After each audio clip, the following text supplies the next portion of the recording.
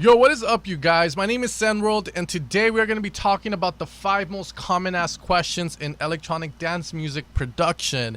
Now, these questions, where did I get them from? Well, they're going to be mainly from my experience. So these are going to be questions that I've been asked countless and countless of times through my Facebook, through my Snapchat. Now, most of the time I end up answering the ones on Snapchat because I tend to be on that more, checking what my friends are doing and what some of you guys are doing. Those of you guys who I build relationships with, friendships, I tend to look at all of those. So make sure to add me on Snap if you guys haven't. I tend to post updates about stuff I'm doing. Now, sorry for the lack of video, guys. Recently, Pokemon Go came out and everyone's been on it, so I'm slowly getting off it. I'm weaning it off because I kind of got addicted to it, where I've been going out every day playing it and going to like the popular spots here in Los Angeles. Now, let's get started with the commonly asked questions, guys. And just a quick thing I totally forgot to say is that we're going to be doing a sale on our Sell-Fi page, the Evolution of Sound Sell-Fi page, where you guys buy all the sound banks. So if you guys haven't picked up any of the sound banks you've been meaning to, I'm going to do a huge discount for them this week because it's the post Tomorrowland.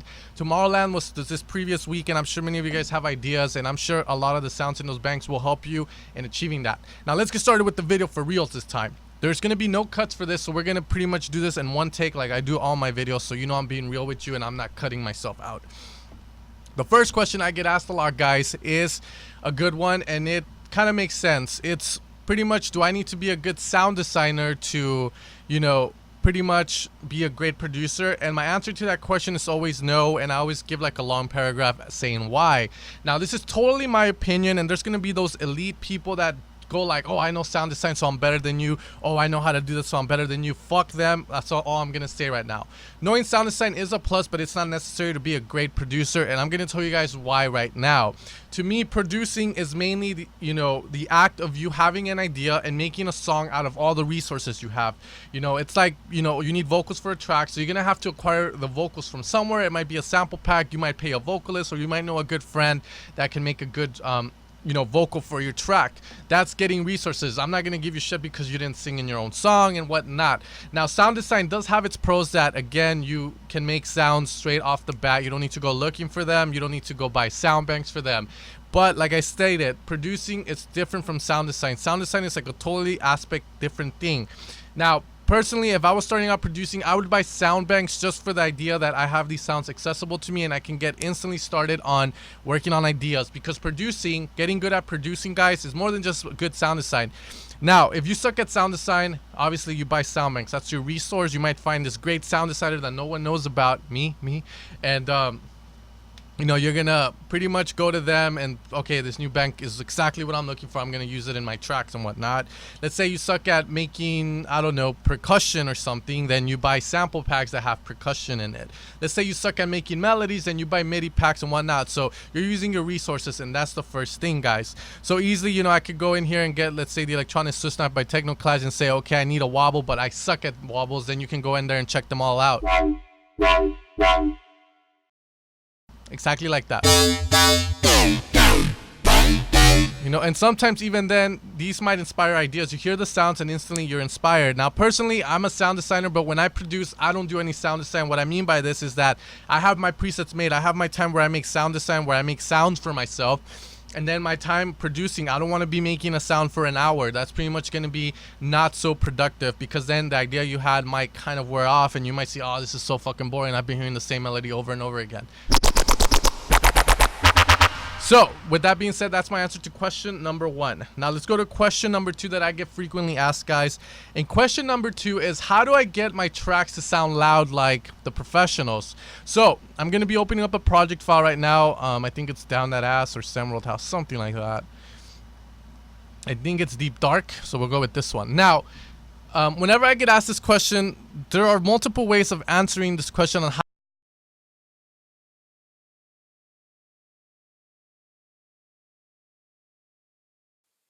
you guys have seen my start to finish videos, then you're gonna know these tips instantly, except for one of them. The first thing is, guys, is that you want to have a good master, and to have a good master, you need to have a good mix down. Everything is in the mix down, and if your mix down is good and you make everything loud individually for every track you have, let's say my leads and whatnot, and they're fucking loud. Sometimes in your master, all you need is just a compressor and maybe a limiter. But some people like to do it the old school way. The new school way is that way, where you just have a compressor and a limiter at your master chain. The old school way is pretty much, having having, you know, a good mix, not mastering really individually in your tracks, and then mastering the whole mix as a whole, which I did for this track, as you guys can see. Now, my second tip is gonna be your WLM or your metering plugin. Now, I use the WLM, which is from Waves, and this helps me measure loudness. Now, I know that for a track to be sound loud, it needs to be at least hitting -7 to -8. Now, in the WLM, the most important thing that you want to look at is going to be your long term and your short term. And here we have units of LUFS. Now, don't worry about the LUFS. Just know that it's just measuring loudness, perceived loudness. Now, if I were to explain perceived loudness to loudness, loudness is just, you know, how loud Ableton says you actually are, and then perceived loudness is how loud you think it sounds like, because it's totally different. Sometimes Ableton might say, oh, it's not that loud. Like, let's say you have white noise, right? And your white noise is hitting at -18. But in reality, it sounds like it's fucking super loud, just because of the idea that, again, higher frequencies tend to sound louder at shorter volumes, so the perceived loudness of higher frequencies is obviously greater than those of lower frequencies. So just keep that in mind. So with this one, let's say we play this track right now, and we are going to be doing this way. I want to see this track where it's going to hit. So my short term is the most important thing when you're looking at, okay, how loud is it in the drop at certain areas, and my long term is pretty much how loud the track is, you know, between my beginning and my outro, and it gives you an average. And finally, my range here is going to tell me how much dynamics there is. Obviously, it's going to tell you the difference between the loudness to the highest. So let's hear the drop and see how loud it hits.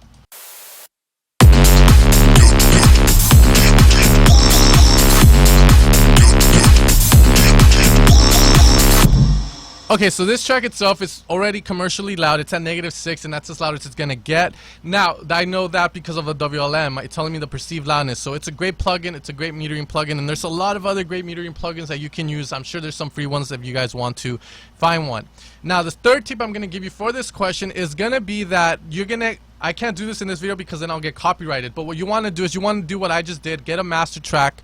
Let's say a track that you're trying to make. Like, let's say I was making this type of track where it's really bass heavy and there's drums and vocals and whatnot. Then I'll get something like bass house-ish, and I'll put it in one of these channels here. Let's say I put it here in the channel 25. I'll put it in here, and then I'll apply the WLM to it. And then what you want to do is you want to look at the loudness of the track. So what that means is you want to go in here. You're going to put the WLM on this, and then you want to see how loud it is short term and then how long it is long term. So you let it play the whole way out, and the range that it has.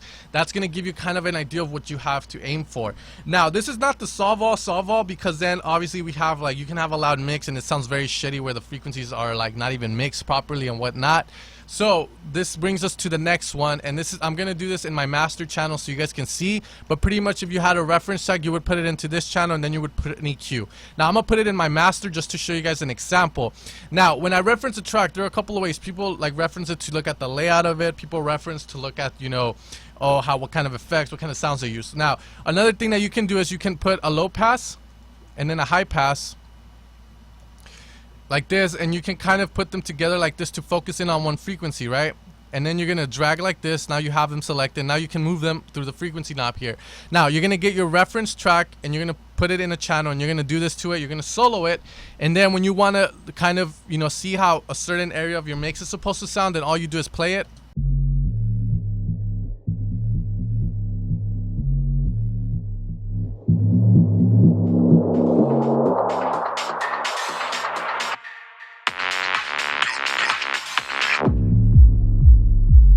You can hear your low end, you can hear your mid lows, you can hear your mids and whatnot. Now this is so helpful, guys, especially if you don't have a room that is treated properly. Like my room is treated, but it's not treated to the maximum way it needs to be, because I don't fucking have like $3,000 or $10,000 laying around to rebuild a studio with no corners and whatnot. So keep that in mind. These are my 2 tips I'm gonna give you in order to get that loud sound. You're gonna have to do work again, but you're gonna get the best out of it. Now let's go on to the third question. Now, thinking about it, the third question I get asked a lot is how to layer properly. Now, for this one, I'm gonna link you guys to a video that I made, and you guys will see it pop up somewhere here, and then you guys can click on it if you choose to go see it, and then come back to this video. The video itself is 15 minutes long, but it's called How to Layer Leads Properly. So that's gonna be one of the biggest things, you know, that you want to do, because pretty much layering leads properly is one of the craziest things, because if you know how to do it for leads, you can do it for the basses, you can do it for kicks, you can do it for drums and whatnot.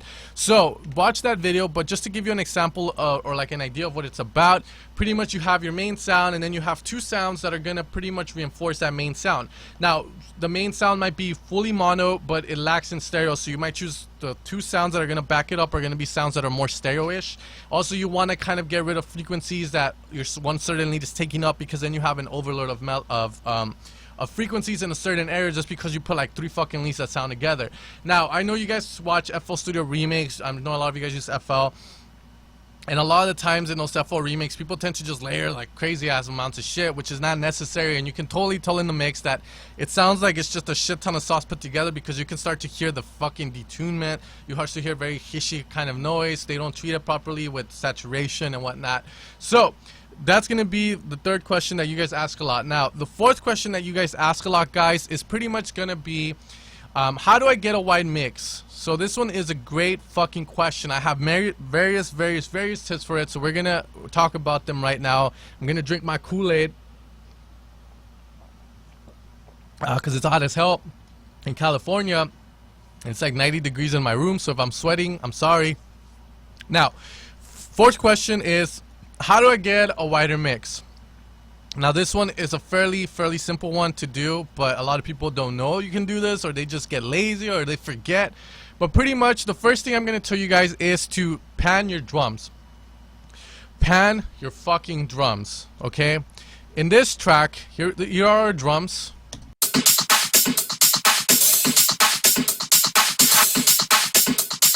They sound very stereo, they sound very wide, okay? Now the reason for that is because, one, I'm panning the drums, I'm panning my claps to the right, I'm panning my hats to the left, and I'm panning my percussion to the right.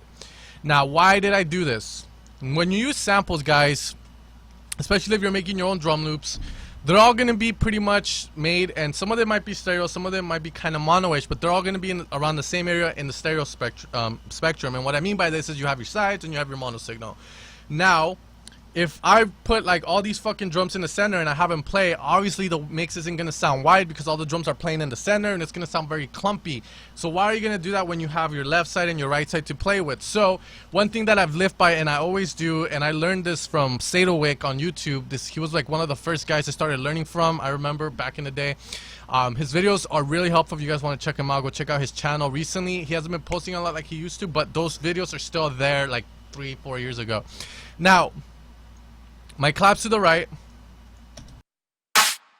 and you can still hear there's some on the left, but mainly it's going to be on the right. Then my hats take up the left stereo spectrum, and then my percussion the right. So you can see that, you know, it's very wide. However, if I were to do this, where I put this to defaults and just play it, and then I get rid of certain something here, guess not, trying to see, oh yeah, I did this, the simple delay.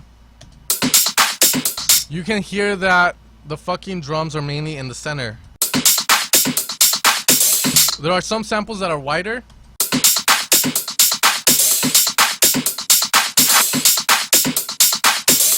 but it sounds very like, you hear the fucking clap here, you hear the fucking toms here. Now let's do it back to the way we had it, and now let's get rid of that delay and play it again.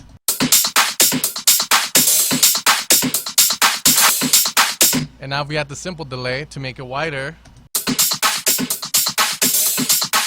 Now the simple delay trick, guys, is just the Haas effect, which brings me to tip number 2, and that's going to be to use the Haas effect to widen stuff.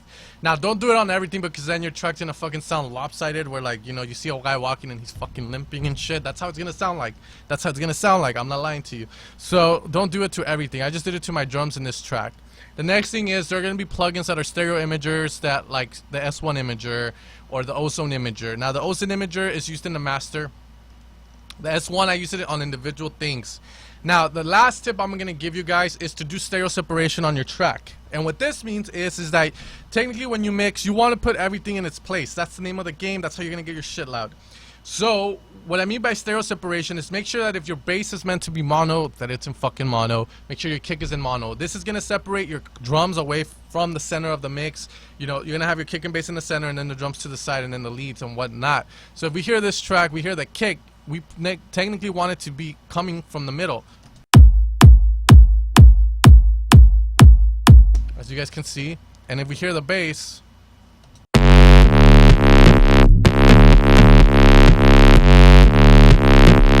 they're all mono, and then when we have everything now, the vocals are wide.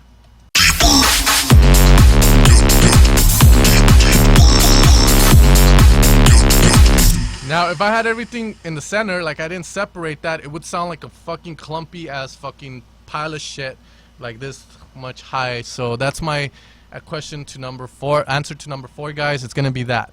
And finally, number 5. And this one is definitely the most asked, because I guess a lot of people are impatient and they just get into producing because they want to be big and famous or whatnot. I started producing because I loved it. It's kind of like I used to have anxiety, and I still do. And one of the things that helps bring that anxiety down is working on music, making tutorials for you guys. It gets my mind away from it, and I just get into the zone like, fuck yeah, guys, today I'm going to teach you how to fucking do this. Fuck. So the 5th question is, how long does it take to get good? Now, this one is not going to be production based, obviously. It has to do with production, on how long does it take to get good at production. But there's not going to be any tips and tricks. I'm just going to give you guys my answer to this. And this is just going to be plain and simple. This is going to be from experience of like talking to people, seeing people get signed that I've taught, seeing people that follow me get signed, seeing people that follow me release tracks. All of them average 4 to 7 years. There are those exceptions that like 2 to 3 years and they're already on spinning and shit, you know, and whatnot. But you know, it's because they know how to use those, again, those resources. Question number 1, remember I told you guys you can get resources. You know these guys get signed because they know how to utilize everything. The label's not gonna give a fuck if you use the preset from a sound bank. They're not gonna give a fuck if the vocal is from a sample pack. They only give a fuck if you rip that vocal out of another song and use it in your own song. But what I'm trying to say is you can see that you can skip numerous years. Like back in the day, you had to be producing 10 to 12 years just because you had to learn sound design, because there was no sound design companies, or distributing those sound banks took forever. Anyways, guys, that's going to be my answer to that. A few of the big guys that I know took 7 years. I think it was like Tommy Trash and a couple of the other guys. But anyways, that's going to be my answer to all those 5 questions that are commonly asked. Hopefully this video was helpful to you. If it was, make sure to leave a like, leave a comment. Don't forget about the sale we're having, and I'll see you guys next time. Take care and have a great day, guys. It's a pleasure to always teach you guys my knowledge, stuff I've learned over the years. Peace out.